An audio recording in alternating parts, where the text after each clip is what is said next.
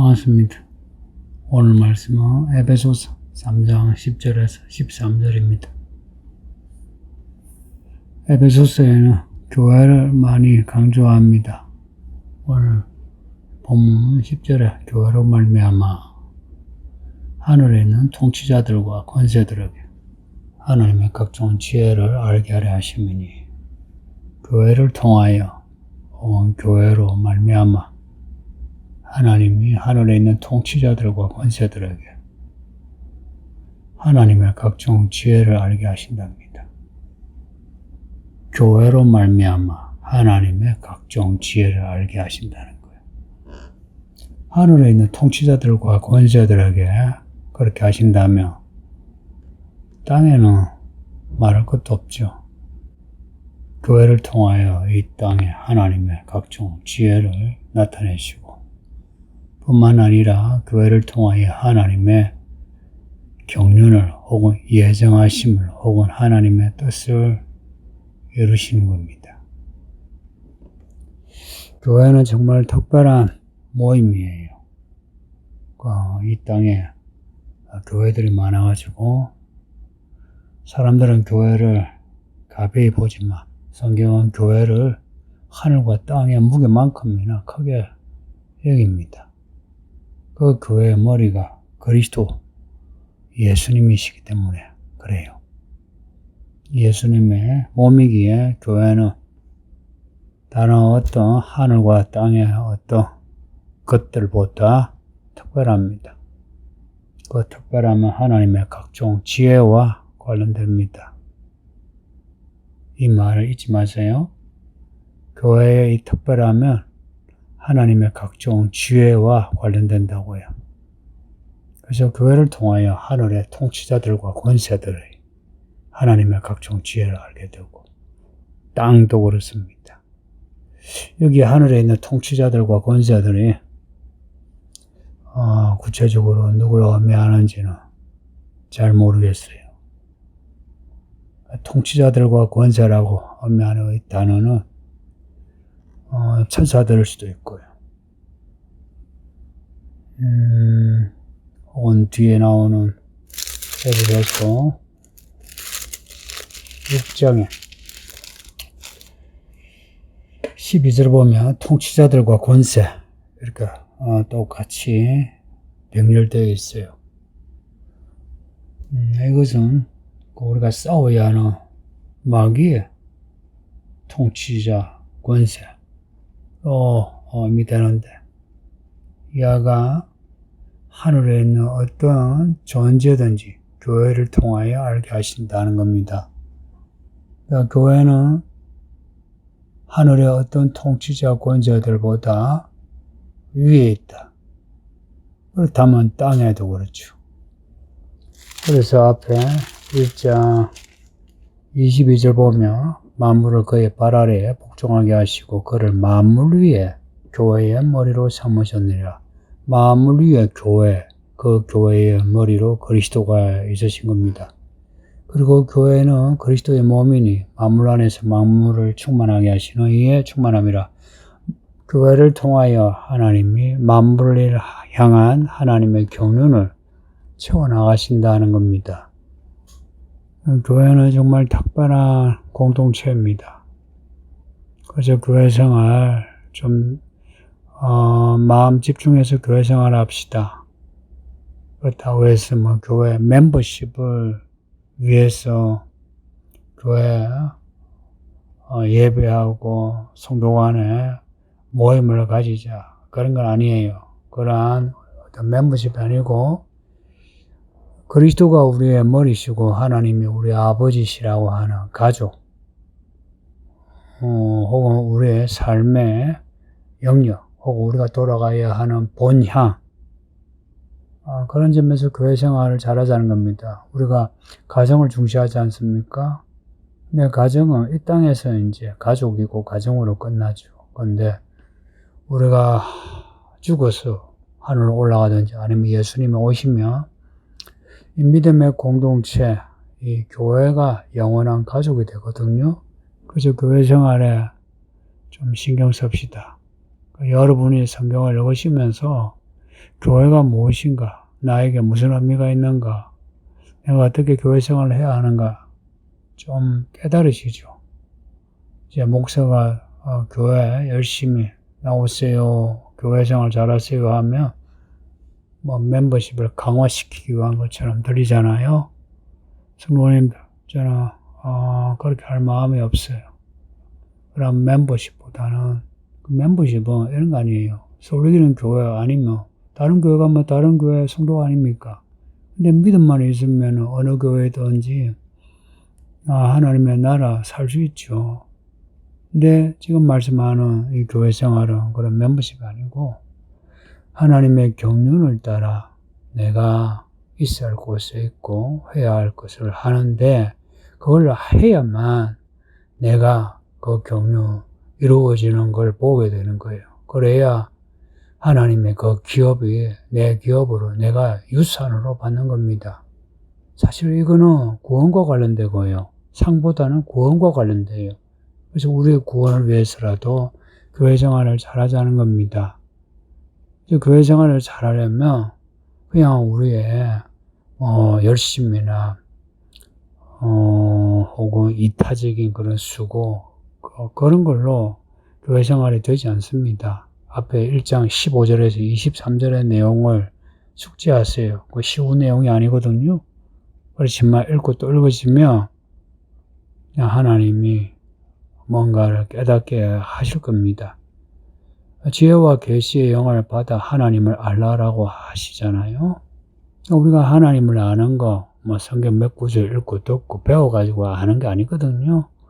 가끔 교회 오래 묵은 성도들이 교회 성경 공부 좀 하고 나면 성경을 다 아는 것처럼 그렇게 자부하죠. 그거 거품이에요. 지혜와 계시의 영, 그 성령의 충만함이 아니면 하나님을 알 수 없어요. 그리고 마음의 눈도요. 마음의 눈은 지식의 눈하고 다르죠. 마음의 눈은 우리 영혼의 눈이에요. 우리 지식을 새로운 차원으로 올라가게 하는 눈이에요. 이 마음의 눈이 밝아져야 하거든요. 어떻게? 지혜와 계시의 영으로. 마음의 눈이 밝아지면 우리를 부르신 하나님의 뜻을 알게 되죠. 그 뜻이 우리에게 소망이요, 기업이 되고요. 또 하나님을 그렇게 알게 되면 하나님의 능력, 하나님의 위력, 하나님의 힘에 감동돼요. 감사하고요. 그래서 하나님을 의지하여 살게 됩니다. 교회를 통해서 하나님이 하늘과 땅에 지혜를 나타내신다 하신다는 이 말씀 잊지 마세요. 그래서 교회 생활을 통해서 하나님의 각종 지혜를 배우세요. 나이가 들수록 배우세요. 사회생활 할수록 배우세요. 그냥 교회 왔다가 갔다가 하고 헌금 좀 내고 교회 일 좀 한다고 끝내시면 여러분 손해입니다.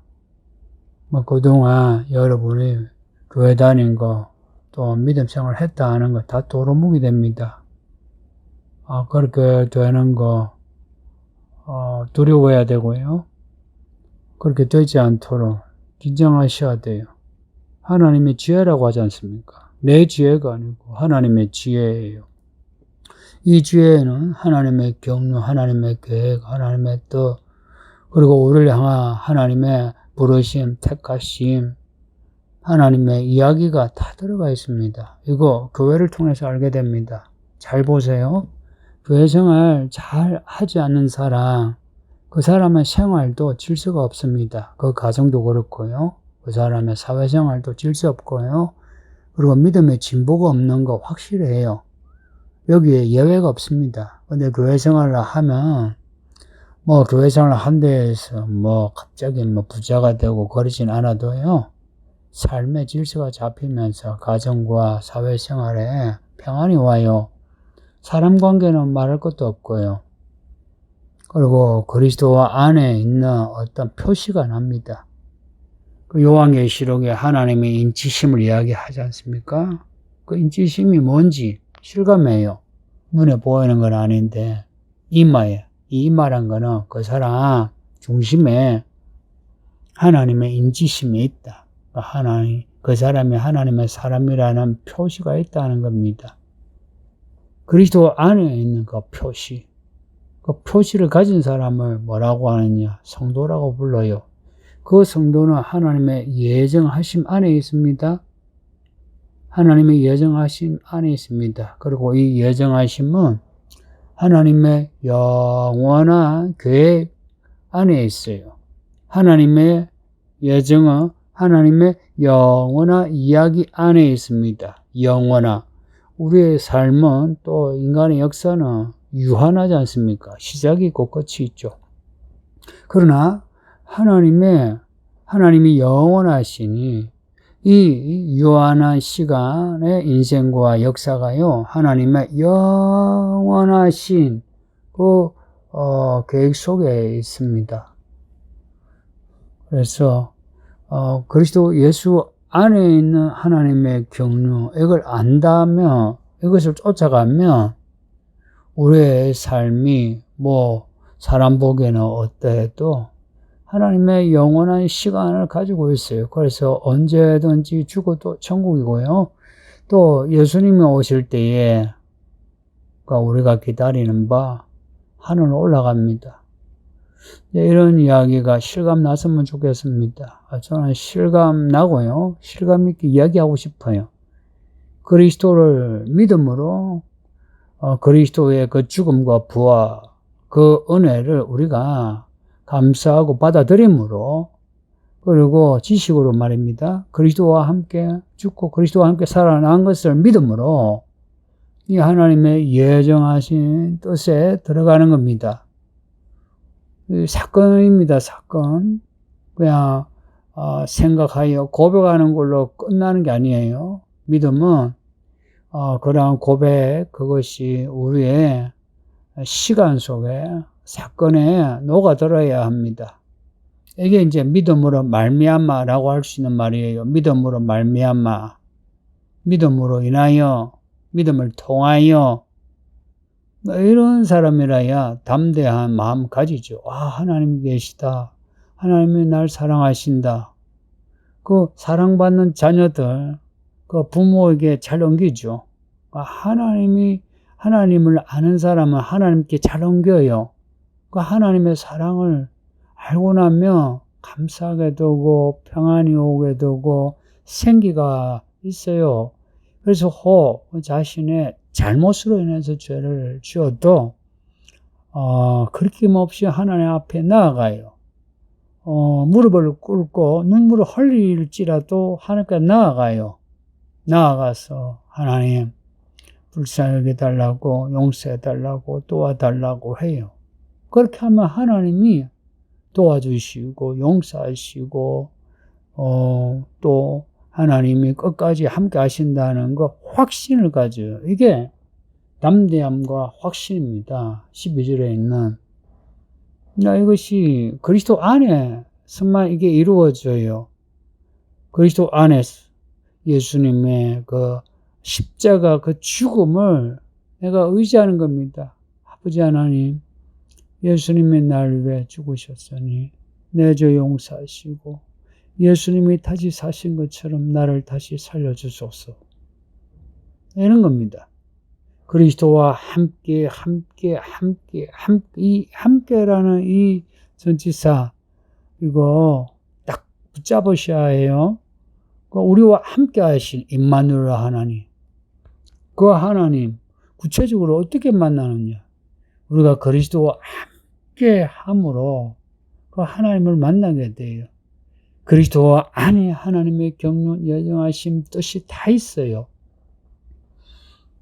그 그리스도를 믿음으로 말미암아 우리는 그 하나님의 이야기, 그 이야기 속에 있는 그 알맹이, 하나님의 각종 지혜를 우리가 가지게 돼요. 그 하나님의 각종 지혜를 우리가 가질 때에 우리가 이기는 자가 되는 겁니다. 여리고성 이겼죠. 아이성 이겼죠. 어떻게 이겨요? 우리가 싸워서 이긴 겁니까? 아니고요. 하나님의 그 전략에 순종함으로, 말하자면 그리스도를 믿는다 할 때 그리스도께서 말씀하신 이 말씀 받아들이고 이 말씀 순종하면 그러면 하나님이 우리에게 주신 말씀이 이루어지는 것을 경험할 수 있어요. 바울은 이런 이야기 속에 있는 겁니다. 그래서 지금 바울이 감옥에 갇혀 있지 않습니까? 갇혀 있는 바울에 대해서 많은 사람이 낙심했을 거예요. 낙심이란 앞에 담대함 혹은 확신, 이 12절에 이 단어와는 반대가 되죠. 그러나 이 하나님의 이야기 속에 있다 하면 결과는 해피엔딩입니다. 행복이에요. 바울은 이걸 알고 있는 겁니다.